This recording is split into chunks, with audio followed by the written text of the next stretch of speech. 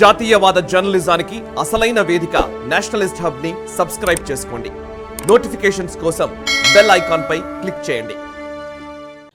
Next అంశం రక్షణ రంగంలోకి వెళ్దాం. యాక్చువల్లీ మాట్లాడుతూ పోతూ ఉంటే చాలా టైం పడుతుంది. చిన్నగానే మనం డిస్కస్ చేస్తూ వెళదాం. ఒక్కొక్క రంగానికి సంబంధించి చిన్న మేజర్ పాయింట్సే మనం డిస్కస్ చేద్దాం. డిఫెన్స్కి సంబంధించి ఇది నిజంగా పెద్ద సబ్జెక్టు. ఒక రకంగా చెప్పాలంటే 70 ఏళ్ల స్వతంత్ర భారతంలో ఎప్పుడూ కూడా ఇంత రక్షణ రంగము ఇంత పరిపుష్టమైన సందర్భాలు అయితే చూడలేదు. ఆత్మనిర్భరత అనే మాట రక్షణ రంగంలో చాలా ఎక్కువగా వింటూ ఉన్నాం. మనం గ్లోబల్ రౌండప్లో అయితే ప్రతి వారం ఏదో ఒక అంశం గురించి చెప్తూనే ఉన్నాం. సో రక్షణ రంగంలో మోదీ ప్రభుత్వం రాక ముందు వచ్చిన తరువాత వచ్చినటువంటి నిజానికి చెప్పాలంటే పెద్ద మార్పు ఏంటి, సోచ్లో వచ్చిన మార్పు ఏంటి? సరే నంబర్స్ తర్వాత చూద్దాం.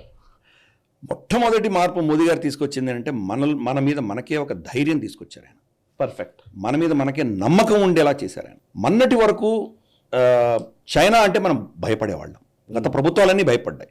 వాడు ఏదో కొన్ని కిలోమీటర్లు చొచ్చుకొచ్చాడంటే సరే ఇప్పుడు వదిలేసే తర్వాత చూసుకుందాంలే అనేటువంటి ప్రభుత్వాలే గతంలో చూసాము. డేమ్ చౌక్ గురించి మనం చాలా చర్చించాము. మన్మోహన్ సింగ్ ప్రభుత్వం ఎలా ప్రవర్తించిందో మనకు తెలుసు. అక్కడ జెండా వందనం చేయకుండా ఎలా వాళ్ళని ఆపే ప్రయత్నం చేశారో మనకు తెలుసు. కాబట్టి అటువంటి పరిస్థితి నుంచి ఈరోజు ఎవరంటే భయపడకుండా వాళ్ళ కళ్ళలోకి పెట్టి చూసి మాట్లాడగలిగినటువంటి ఒక స్థైర్యము మనకు వచ్చింది, ప్రభుత్వానికి వచ్చింది, మన సైన్యానికి, మన సెక్యూరిటీ ఫోర్సెస్కి వచ్చినాయి. ఇది మేజర్ అచీవ్మెంట్ కింద నేను భావిస్తాను. ఎవరికైనా కనుక అస్త్రం చేతిలో ఉందంటే, చేతిలో అస్త్రం ఉన్నంత మాత్రాన అతను ధైర్యవంతుడు కాదు. పిరికివాడు అస్త్రం ఉన్నా పారిపోవచ్చు అక్కడి నుంచి. అస్త్రం ఒకటే కాదు, అస్త్రం ఉన్నా లేకపోయినా ధైర్యం ఉండాలి. ఆ ధైర్యం తీసుకొచ్చారు ఈ మోదీ రెజిమ్లో. దీనికి చాలా ఉదాహరణలు ఉన్నాయి.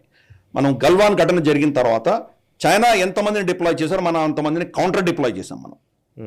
తర్వాత జరిగినటువంటి క్లాషెస్ యాంగ్సేలో కావచ్చు, అక్కడ వాళ్ళని చావుదెబ్బ కొట్టాం మనం.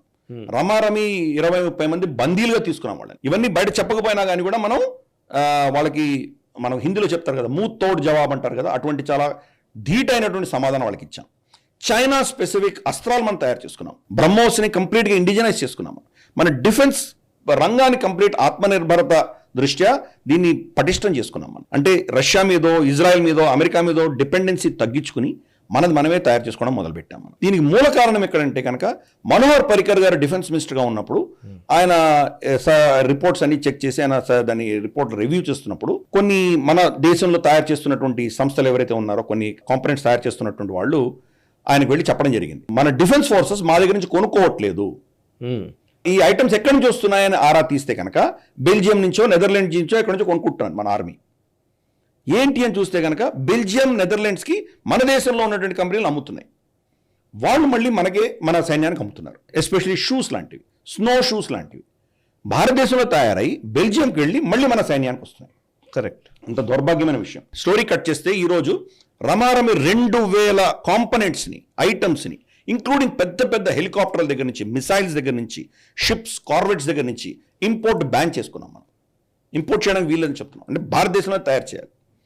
ఆ కాన్ఫిడెన్స్ దేశంలో ఉంది కాబట్టి అసలు మన గ్లోబల్ రౌండప్ గత 2 ఏళ్ళు చూస్తే కనుక ఎంత అద్భుతంగా ప్రభుత్వం అన్ని ఆవిష్కరించిందో మనం చూడొచ్చు.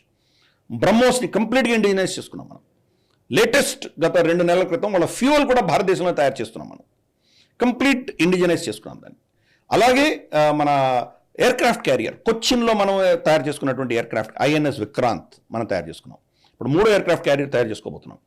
సో ఇవన్నీ కూడా ఏంటంటే మనం డిఫెన్స్ పరంగా మన ఆత్మనిర్భరత పెంచుకున్నాం. ఇది ఒక ఎత్తు. ఓన్లీ మెటీరియల్ పరంగా చూస్తే, సైద్ధాంతిక పరంగా చూస్తే కనుక నెహ్రూవియన్ సిస్టంలో ఏంటంటే మేము శాంతి దూతలము, శాంతి కాముకులము, యుద్ధం చేయము, కాబట్టి యుద్ధానికి సంబంధించిన ప్రొడక్షన్ కూడా మేము చేయం, మాకు కావాల్సి కనుక ఇంపోర్ట్ చేసుకుంటాం. దౌర్భాగ్యమైన పరిస్థితి ఏంటంటే గత 60-70 ఏళ్లుగా భారతదేశం ప్రపంచంలోనే అతిపెద్ద కొనుగోలు దేశంగా ఉండింది. అంటే డిఫెన్స్ రంగాన్ని, డిఫెన్స్ ఎక్విప్మెంట్ మనం కొనుక్కునేవాళ్ళం, బిగ్గెస్ట్ బయర్గా ఉండేవాళ్ళం. మనం ఇప్పుడు పూర్తిగా మనం కంప్లీట్గా మారిపోయాం. Paradigm shift. అంటే ఒక కొనుక్కునే దేశం నుంచి ఆత్మనిర్భరత పెంచుకున్నాం. ఆత్మనిర్భరత పెంచుకొని నెక్స్ట్ స్టెప్ ఏం చేస్తున్నాం? ఎక్స్పోర్ట్ చేస్తున్నాం. 2022-23 సంవత్సరంలో 13,000 కోట్లు ఎక్స్పోర్ట్ చేశాం.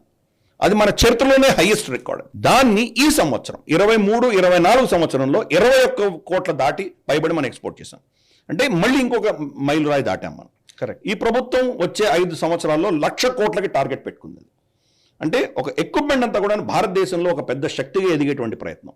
అలాగే రఫాల్ డీల్, రమారమి 136 ఫైటర్ జెట్స్ని కొనవలసింది అప్పటి ప్రభుత్వం ఏకే యాంటోనీ వాళ్ళందరూ మంతనాలు చేశారు. మోదీ ప్రభుత్వం వచ్చాక 36 మాత్రమే తీసుకున్నారు, 2 స్క్వాడ్రన్స్ మాత్రమే తీసుకున్నారు. మిగతా అవన్నీ కూడా తేజస్ మీద ఇన్వెస్ట్ చేస్తున్నాం మనం. అంటే భారతదేశంలో తయారు చేసేదానికి ఇన్వెస్ట్ చేస్తున్నాం. ఆయనే స్వయం తేజస్లో ఎక్కి దాన్ని ప్రయాణం చేసి వచ్చి ఇది చాలా సేఫ్ అని చెప్పి ప్రపంచ నేతల కింద చెప్పడం జరిగింది. దానిని మనం ఎక్స్పోర్ట్ మార్కెట్లో తీసుకువెళ్తున్నాం. సో ఒక పటిష్టమైనటువంటి బలమైనటువంటి ఒక శక్తిగా ఎదిగేటువంటి పునాది వేయడం జరిగింది. మూడవ కీలకమైనది ఏంటంటే ఇన్ఫ్రాస్ట్రక్చర్. ఎస్, మనం కూడా వెళ్ళాం, లదాఖ్ వెళ్ళినప్పుడు చూసాం ఎలా ఉన్నదో. మొత్తం బార్డర్ రోడ్స్ అంతా కూడా చాలా దారుణమైనటువంటి పరిస్థితి.